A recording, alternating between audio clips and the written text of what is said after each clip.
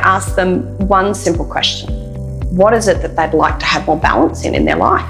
Whatever it is will be representative of a number of other aspects in someone's life.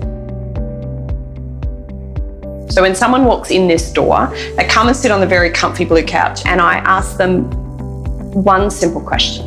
What is it that they'd like to have more balance in their life? As you could well imagine, that question has many, many, many, many answers.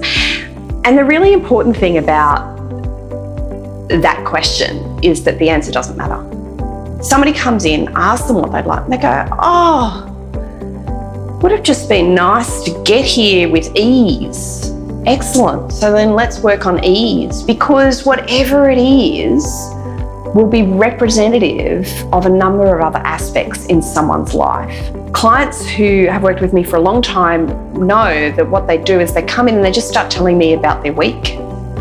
And what happens is that I can hear the pattern of what's going on for them in a week. So then I go, oh, what about that? And they go, that's it, I didn't know how to say it.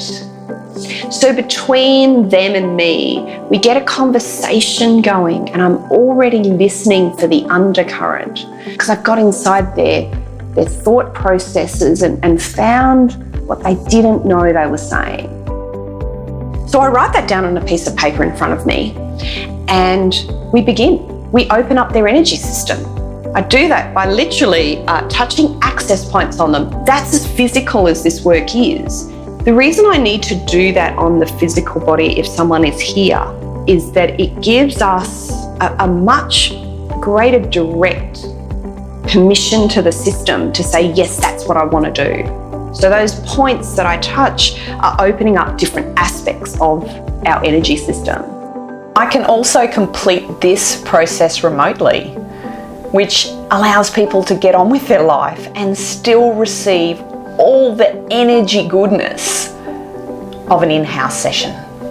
I'm also going to be dealing with their past self and their future self and their present self and all these other elements, their ego and their personal power and inner child and parent gene and all this stuff, because I have to treat them as a whole, but they're ready to be treated as a whole.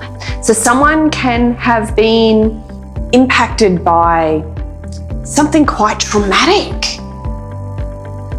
I can't change the trauma, but I can change the meaning of the trauma by simply identifying what's holding that trauma, what's holding that trauma, what's holding that trauma. When we do that to something, it suddenly has room to move. It has room to flow. Now, does that mean that that thing doesn't exist anymore? No, because it's still part of our experience, but it's not held. And then suddenly it's changing its meaning itself. But that can take a different period of time for different people. And if I just give them that capacity to have flexibility to choose it, that's enough.